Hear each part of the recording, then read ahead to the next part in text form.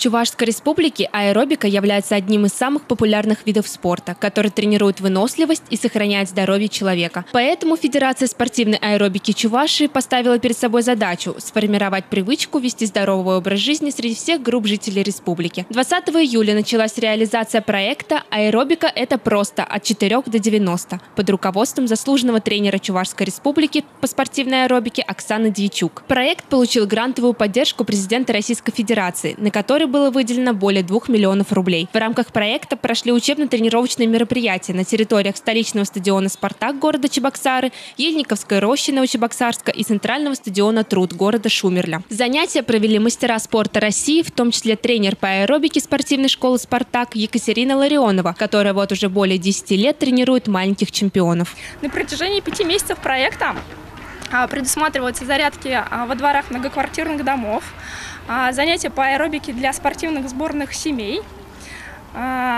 семинары, мастер-классы, аэротренинги, а также 2 межрегиональных слета с участием 5 субъектов Российской Федерации, которые примут участие с нами в онлайн-формате. В проекте могут принять участие как опытные спортсмены, так и начинающие. Впоследствии все желающие примут участие в фестивалях, предусмотренных в рамках проекта. На свежем воздухе воспитанники Чувашской школы спортивной аэробики будут оттачивать свое мастерство и готовиться к новому сезону. Программа тренировки на сегодня включает общефизическую подготовку детей, развитие гибкости, а также выносливости. В последующем она будет дополняться хореографией, акробатикой, элементами сложности, взаимодействием и подъемами.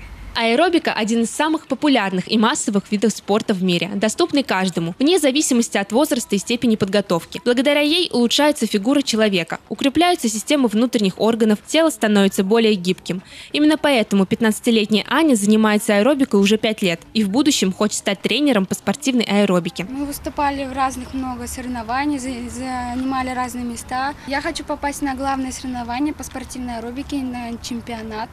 Уже в сентябре участники проекта смогут выступить на первом межрегиональном фестивале по спортивной и оздоровительной аэробике «Спорт выбирай и побеждай». Они смогут посоревноваться в освоенном виде спорта и поучаствовать в семинарах, мастер-классах и тренировке на открытом воздухе вместе со сборной республики. Яна Яранова, Ирина Казанцева, Степан Гурьянов. Жизнь столицы.